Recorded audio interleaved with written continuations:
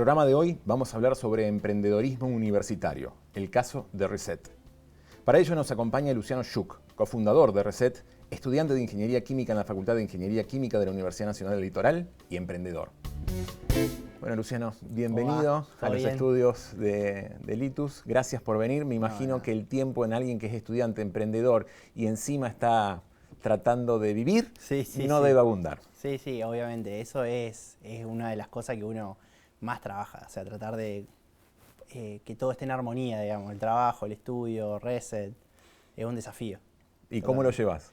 Y verdaderamente al principio es complicado cuando arrancás y después vas generando como una especie de rutina, organización y todo que hace que en la semana uno ya más o menos sabe cómo se tiene que ir manejando.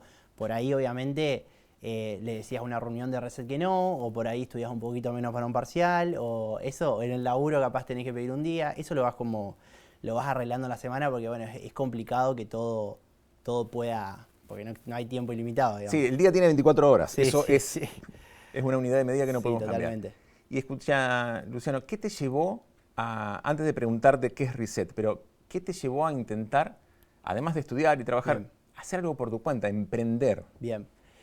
Mirá, yo cuando, como decirte, en 2021, yo había trabajado en una cervecería y me había gustado el proceso. Esto, fíjate dónde arranca y dónde va a terminar, es terrible la historia. Pero yo había laburado en la cervecería, me había entusiasmado con todo lo que tiene que ver con el proceso de cerveza. Y, como todos. Como todos, sí, olvídate. Y cuando termino de laburar ahí, que también estaba cursando segundo año de la carrera, empecé a fabricar cerveza artesanal. Y también a hacer unos cursos de especialización de producción de cerveza y microcervecería de la FIC. A raíz de esto, en uno de los cursos, que es análisis productivo, económico y comercial, se trató este tema de diferenciarse. ¿Cómo diferenciarse para ser competitivo? ¿Cómo diferenciarse para...? Esa fue la primera vez que entró el concepto en mi cabeza. Y una mañana, un sábado, me puse a pensar cómo hacer una cerveza artesanal distinta. Y a esto aparece una molécula, que es la del CBD, la del cannabidiol, y digo, ¿por qué no incorporársela, ¿no? Sin saber nada técnico vinculado a incorporar un bioactivo a un alimento. Ahí arranco de alguna manera a ver ecosistemas, a buscar a un socio que, bueno, después lo termino encontrando, termina siendo un amigo mío. Y yo creo que una de las, no sé si hubo una motivación inicial de querer, primero era de hacer un producto diferencial, todo eso, pero yo creo que mi lado emprendedor viene más del lado de querer crear algo, digamos, y ser partícipe de eso. Viene por ahí. Bueno, y entonces nace Reset. Sí. ¿Y qué es Reset? Reset actualmente, digo actualmente actualmente, claro. Porque en ese momento, como te digo, estaba más vinculado a un producto de consumo final. Nosotros lo que hacemos es desarrollar y producir aditivos con bioactivos inteligentes para que se puedan incorporar a diferentes industrias, alimenticia, nutracéutica y cosmética. Listo. Bien. Linda, hermosa elaboración, es parte de tu pitch, yo ya lo conozco. Ahora explícame qué son todos esos conceptos. Volviendo un poco como para retomar el tema de la cerveza, o un jugo, también lo podés pensar. Imagínate que esa empresa sos vos, que vos sos productora de un jugo de naranja, por ejemplo, y quisieras de alguna manera agregarle ese bioactivo, ¿no? Ahí es cuando aparecemos nosotros te vamos a ofrecer un aditivo con bioactivos para que vos le puedas agregar a tu proceso productivo, que puedas tener un producto de consumo final diferencial. El aditivo que tiene bioactivo se hace a través de una tecnología que se llama nanotecnología, específicamente una de las ramas es la nanoencapsulación. Esa es la tecnología con la cual encapsulamos porque los bioactivos, digamos, justamente con los que trabajamos en su mayoría son hidrofóbicos, entonces tenemos que aumentar su solubilidad en los jugos y también en cierta forma estabilidad, absorción, porque esta tecnología aumenta la biodisponibilidad y otras cuestiones más. No sé si fui claro, quizás no fui muy claro. Pero hasta ahí podemos llegar. Bien. No, yo entendí. Veámoslo como un ingrediente. Claro, eso es un ingrediente, claro. Por ahí aditivo confunde. Claro, y concretamente en Reset, ¿con qué bioactivos están trabajando? Nosotros actualmente trabajamos con cannabidiol por una cuestión de decantación, que arrancamos con él y terminamos en decantación con él, haciendo un ingrediente con CBD. Pero también trabajamos con otros bioactivos, aceites esenciales, vitaminas, vitamina C, y lo que buscamos es justamente resolverle problemas a la industria vinculados a la innovación, pero también resolverle problemas vinculados a sus bioactivos con los que trabajen, ¿no? A través de nuestra tecnología poder hacer aditivos que puedan resolver sus problemáticas. Por ejemplo, no sé, supongamos que vos producís, trabajás en la industria láctea, tenés un problema con la vitamina C, que quizás no llega al consumidor final en cantidad suficiente. Bueno, poder hacer un trabajo vinculado a ese tipo de problemáticas para, de alguna forma, resolver esos tipos de problemas. No sé si me estoy explicando. Sí, sí, sí. Por ejemplo, si querés ponerle un aditivo de vitamina C a la leche, poder hacerlo a través de la tecnología de nanoencapsulación. Claro, exactamente. Sí, sí, sí, sí. Bien, estamos. Reset, entonces. Sos vos, sos tu amigo que todavía no mencionaste, Sí. y también una investigadora de la FIC. Sí. Actualmente somos un equipo de 4 personas. Ah, se sumó uno. Sí. Estoy yo, que soy Luciano, Agustín, que es mi socio, digamos, Agustín con el que Caspani. arranqué, claro, Agustín Caspari, con el que arranqué, y la otra persona que está en el equipo es Flavia Vicentini, que ella es investigadora del ITA, es investigadora del CONICET. El ITA es el Instituto de Tecnología de Alimento, que depende, o está en la FIC, digamos, en la Facultad de Ingeniería Química, que es mi facultad.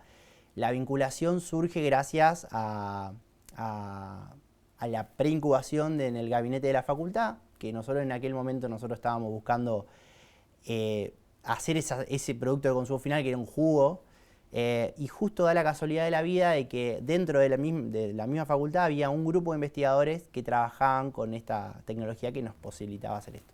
Y así fue la vinculación, y ahí ya pasó un año y 5 meses que estamos juntos, trabajando juntos. ¿Y el cuarto integrante o la El cuarto integrante se unió hace muy poco, que es Agustina. Agustina es becaria de Flavia y ella está súper entusiasmada con el proyecto, así que actualmente estamos los 4. Bueno, contanos un poco cómo es el recorrido. Yo te pregunté antes por cómo nació el impulso de emprender, pero contanos para quien, a lo mejor compañeros tuyos de otras facultades o gente que quiere emprender, porque de hecho Agustín no es ni siquiera estudiante de la Universidad Nacional del Litoral. No. Es de la Católica de Santa Fe. Pero ¿cómo es el recorrido desde esa primera incubación, como la llamaste ustedes, como la llaman ustedes en el Gabinete de Emprendedores, hasta, bueno, el premio ILAN UNL a la innovación que recibieron hace poco? Mirá, es un recorrido que te puede pasar miles de cosas. O sea, no creo que sea lineal para todos. Yo creo que no es lineal para nadie. No es lineal para nadie, pero yo creo que lo principal que uno tiene que saber es que es la razón por la cual está emprendiendo. O sea, tiene que tener en claro qué problema va a resolver, por qué, para de alguna forma enamorarse de ese problema y que sea una de las razones por las que te sostiene el tiempo, digamos. Porque si no, si la razón no es tan fuerte frente a los desafíos, uno va diciendo, se complicó, porque eso pasa. Arrancás, se empieza a complicar, no conseguís este contacto, entonces sí, vamos a aflojar, vamos a seguir metiéndole por otro lado, y bueno, por eso la problemática tiene que ser algo que verdaderamente a uno lo trascienda, no sé, de alguna forma que sea importante como para poder seguir. Y después hacer. Nosotros, digamos, a medida que fuimos avanzando, fuimos entendiendo que la universidad tenía todo un sistema, tanto para alumnos, investigadores, todo tipo, digamos, para poder emprender. Un ecosistema muy bueno ahí en Santa Fe, que está vinculado con la universidad, los parques tecnológicos, aceleradoras, incubadoras privadas. Hay un relacionamiento muy lindo que hace que facilite las cosas, porque las cosas se complican, obviamente, y ahí es cuando recurrís a, por ejemplo, no sé, a Lucas, que está en vinculación de la FIC, y le decís, Lucas, necesito este contacto porque tengo que resolver tal problema, y bueno, Lucas ve la forma de encontrar ese contacto y así. Entonces, principalmente es enamorarse del problema y moverse y ser resilientes, digamos, frente a los problemas que van sucediendo, digamos. O sea que el camino del emprendedor no es de éxito. No, o sea, siempre es de éxito en realidad. Porque, mirá, a mí me pasa, y esto yo lo hablo mucho con Agustín, porque es mi amigo, digamos, de toda la vida, y yo le digo que verdaderamente lo que hemos aprendido en este camino tiene un valor tan grande porque verdaderamente no lo hubiésemos podido conseguir de otra de las formas, digamos. Nos abrió la cabeza de una forma distinta, entonces es un camino que ya de por sí arrancarlo ya te trae beneficio. Quizá el éxito llega, depende de la definición de éxito, llega si vos lo ves como el final, de que obviamente sería lo más lindo del mundo, que a nosotros aspiramos a eso y creemos que lo vamos a hacer, que lo vamos a lograr. Pero ya ganamos. Uno ya cuando arranca con algo, a hacer algo, ya está ganando porque está aprendiendo un montón de cosas. en función de lo que me estás contando, ¿qué sentís que cambió entre Luciano, hacedor de cerveza artesanal, y Luciano, socio de Reset? Uf, de todo. Yo creo que principalmente la visión. O sea, lo que nos cambió a nosotros de un momento al otro es la visión. Hubo varias reuniones, varias personas mentores que por ahí están, como decirte, ya pasaron por nuestro camino hace 25 años. Y tener ese tipo de contacto con ellos, hay una transmisión de esa visión y uno amplía, digamos, de lo que piensa de los negocios, digamos. Claro, en la formación de la mayoría de las profesiones que tenemos aquí en la UNL, la visión de negocios no está imbricada en el plan de estudios, es algo que uno tiene que adquirir por afuera. Tiene que adquirir por afuera, exactamente. Y no tenés ni idea. Yo por eso te digo, cuando arrancamos era encontrarse con gente y que nos digan, chicos, ¿y cómo van a competirle a las multinacionales con ese jugo, digamos? Es muy complejo. No digo que no sea viable, pero esa información o esos cuestionamientos, yo creo que los cuestionamientos es lo que te va haciendo entrar en razón de muchas cosas, y yo creo que tantos cuestionamientos los hemos hecho en este tiempo que uno ya tiene otra cabeza. Más global, ya nosotros, por lo menos yo veo ya los negocios un poco más global, no tan regional. Pienso en que la tecnología es muy necesaria, digamos, para poder encontrar solución a los problemas de hoy en día. Y bueno, eso y muchas cosas más. Me comentabas que cuando tenían alguna dificultad recurrían a Lucas, que era del gabinete de emprendedores de FIC, y que él les pasaba el contacto. O sea, iban formando como una red de contactos. Sí, uno arranca así. Lucas, como decir, del primer contacto que nos vincula es con Flavia. Y Adrián también estaba en aquel momento, Adrián Pérez. Y ese fue el primer contacto. Ahí ya, de cierta forma, estábamos resolviendo un problema tecnológico bien. Después, gracias a Dios, Flavia también se unió al grupo, así que eso fue muy beneficioso.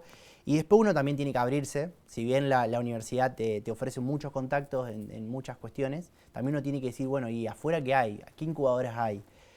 Porque verdaderamente lo que uno tiene que generar es un ecosistema, porque quizás hoy la solución a ese problema que estabas resolviendo, o más que a ese problema, de la forma que estabas resolviendo ese problema, quizás en 2 años no lo podés resolver, te das cuenta que le estabas errando de camino en el cómo, y ahí quizás una incubadora que conociste, que quizás era de Rafaela o era de Buenos Aires, lo que sea, quizás tiene la solución a ese cómo.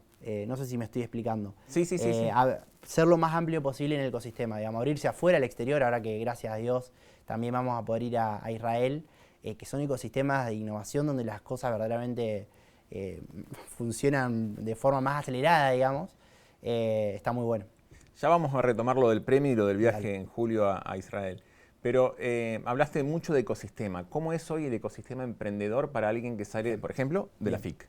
Hoy en día vos tenés a nivel país, tenés un montón de incubadoras, tenés aceleradoras y tenés fondos. Las incubadoras, digamos, son instancias en el cual uno entra, hay convocatorias, está lleno, y cada incubadora tiene o se especializa como en algún tema. Quizás algunas son más vinculadas a tecnología más de aplicación, inteligencia artificial, otra que tiene más que ver con tecnología alimentaria, otra que tiene que ver más con salud. Y las incubadoras lo que ofrecen son estadios de capacitación, de mentoreo, para trabajar distintas problemáticas. Puede ser modelo de negocio, pueden ser muchos temas varios. Hasta puede ser un problema tecnológico, capaz una incubadora que tiene capacidad de laboratorio, etc. Y después generalmente ofrecen rondas de inversión y otras. Lo que se necesita para arrancar, digamos. Te ponen en comunicación con inversores, o sea, alguien que pueda apalancar económicamente. Totalmente. Eso una vez que estás en condiciones, digamos. Porque te tenés que llegar egresaste de la incubadora. Total, sí. Que rompiste el cascarón. Totalmente, es un poco así. Te preparan porque verdaderamente uno, quizás hoy en día, digamos, uno tiene que estar, no puedes estar muy verde para ir a un inversor porque obviamente te van a decir que no. Y también no te sirve a vos, porque querer conseguir financiamiento cuando no tenés tantas cosas resueltas no tiene mucho sentido. Por ahí lo que se busca es estar bien preparado para llegar a esa instancia y aprovechar bien, si es que invierten, aprovecharlo bien. Después tenés aceleradoras, que las aceleradoras hacen un trabajo parecido, pero son más de invertir. Y después hay fondos de inversión también. Que los fondos de inversión son, como decirte, justamente invierten. Capaz algunos tienen algunos programas, y están muy vinculados también a la parte tecnológica y también tenés un amplio espectro de temas. ¿Y ustedes en qué estadio están hoy? Nosotros actualmente tenemos el primer desarrollo, como yo te comenté, del aditivo con cannabidiol, que es un aditivo bastante disruptivo, digamos. Creemos que es un producto excelente. Obviamente enfrentamos desafíos en Latinoamérica, en Argentina, en cuestiones regulatorias, pero es un producto que en el mundo, en Estados Unidos, Unión Europea y otros mercados más podría funcionar tranquilamente. Estamos en un estadio TRL4, que es como una validación en laboratorio. Ahora lo que vamos a hacer es empezar a validarlo a nivel piloto. Y ya queremos comenzar en paralelo con un nuevo desarrollo. ¿Para qué? Para resolver una problemática de las que yo te comentaba en lo que tiene que ver más con Argentina y la región. ¿Para qué? Para hacer un desarrollo y que el desarrollo pueda ser acá, de cierta forma, y poder crecer acá. Porque por ahí decir esos mercados, Estados Unidos, Unión Europea, estando tan verde, verdaderamente es un desafío porque la competencia ya es 10 veces más grande que acá, digamos. Entonces hay que llegar en otro estadio, digamos, de esa competencia. Pero vamos a seguir metiéndole en lo que tiene que ver con la validación, digamos. ¿Y esas validaciones quién las otorga? Bueno, la validación, primero hay una validación que tiene que ver con el laboratorio, después hay una validación piloto, después hay una validación que está vinculada con tus clientes, pero es como no es una relación, es con tus clientes más vinculada a cómo ese producto se incorpora en su industria y qué resultados tienen, vinculado bien a la parte tecnológica, digamos. Y después, obviamente, a medida que vas avanzando, llega la última validación, que es la del cliente final, digamos, que es como decirte, la persona que compra el jugo con CBD, que lo valide y que diga, che, me gusta, se vende, y ahí tenés la última validación de lo que estás haciendo. No sé si se entiende, es como un camino que se llama TRL1, TRL2, TRL4, así, hasta TRL9. ¿Y quién otorga esas validaciones? ¿Quiénes son los que...? O sea, lo validás contra el usuario final, perfecto. Sí. Pero ¿quién te dice, ok, sí, tenés el TRL4, por ejemplo? Claro, la validación, mirá, no hay un órgano. No hay un órgano. Igual, ojo, capaz que hay un órgano, pero no hay un órgano porque, digamos, uno valida la validación, digamos, como decirte, a nivel laboratorio. Es la práctica. Primero uno valida el fundamento, ¿no? La hipótesis tecnológica. Vos decís, che, yo si mezclo esto con esto voy a lograr tal cosa. Bueno, ¿cómo validás? Bueno, los investigadores saben si lo han logrado eso. Y así uno va avanzando, digamos, ¿no? Es el propio proyecto el que va validándose. Como decirte, tu cliente, que en nuestro caso son empresas, nos van a validar diciéndonos sí o no a que sigamos trabajando con ellos para que ellos puedan llegar a vender ese producto. O sea, la validación también se consigue con resultados, digamos, ese tipo de resultados. Llegando a clientes, logrando un primer buen resultado vinculado a clientes finales, o sea, que la cadena se vaya cerrando. No sé si... Sí. Ahora, yo me pregunto, ¿cómo...? Sí. Porque te tocó ahora para esta convocatoria los premios ILAN, que son de la Fundación Israel Innovation Network, ILAM, junto con la UNL. Te tocó estar frente al jurado, digo, no te imagino, estudiante de química, como un interlocutor muy avesado. Es difícil, es verdaderamente... El camino emprendedor... A lo mejor es un prejuicio, ¿no? Sí, no. El camino emprendedor tiene tiene dos caras. Tiene una cara que no se ve, que es como decirte la cara donde uno está trabajando en su casa, en un laboratorio, en las reuniones, etc. El guardapolvo blanco. Claro, después hay una cara más visible que está muy vinculada por ahí a ir a congresos, a ir a hacer conferencias, digamos, a competencias, no conferencias. Conferencias va a ser cuando tengas la validación. Ahí hay una validación, por ejemplo, cuando uno valida... cuando uno gana una competencia está validando su modelo de negocio. Por eso digo, las validaciones se van consiguiendo de esa forma. Uno cuando va nosotros por ejemplo el año pasado ganamos una competencia del Santander X Argentina, digamos, y después competimos a nivel mundial también. Y ahí uno cuando va pasando esa etapa y va ganando, tiene una validación en lo que respecta al modelo de negocio, porque son expertos los que te evalúan y desde el informe que uno arma antes hasta el pitch. Y bueno, pero sí, es bastante complicado y necesita preparación. Y alguna vez tenés que arrancar. Capaz las primeras competencias son en la universidad. Quizá una competencia como Proyecta Bio, como la GIGE. Y después cuando ahí tenés una base bastante buena, pero después te tenés que, para las competencias por ahí un poco más importantes, también tenés que prepararte. ¿Y eso es parte de este ecosistema emprendedor que ofrece UNL? Sí, es parte. Es parte porque las competencias son muy importantes para poder... Primero porque a uno ahí... además de vender, porque uno vende lo que está haciendo, además de vender, uno recibe un feedback, digamos, y que te puede hacer cuestionarte muchas cosas. Y eso puede hacer que termine en una reformulación de tu modelo de negocio y eso puede terminar en que te adelantaste 5 años y no te pegaste el palo más adelante. Y después hay algo de vender la idea, si son aunque sean 3 minutos, uno tiene que aprenderse muy bien el pitch, se lo tiene que aprender de memoria, de punta a punta, y después ese pitch te queda. Entonces después yo te encuentro a vos, que te conocí justamente, no sé, como decirte, en una reunión que hubo, y capaz vos sos el gerente de un acelerador o lo que sea, y yo tengo que estar, vos me vas a dar 1 minuto máximo, 1 minuto y medio. Y bueno, por eso se le llaman elevator pitch. Claro, exactamente. Yo en ese momento tengo que darlo todo. Y ese darlo todo, si no lo entrenaste antes, no lo vas a dar todo, porque en la que improvisás, ahí, o sea, después vas a improvisar. Cuando ya te lo sabes bien al pitch, ahí vas a improvisar. Pero antes sí o sí tenés que tenerlo todo bien claro.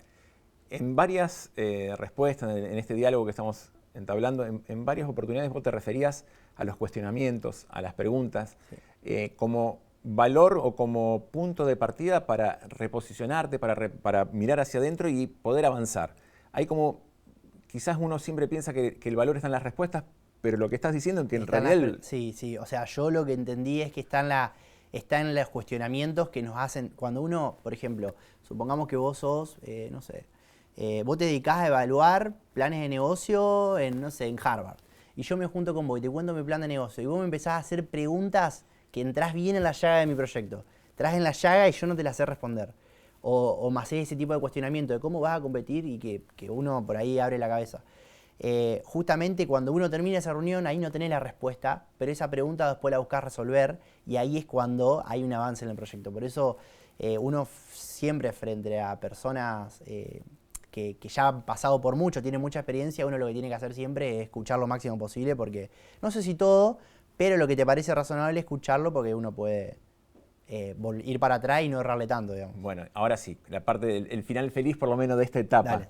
¿Qué fue esto del premio ILAN UNL? ¿Qué representa y qué significa? ¿En qué consiste?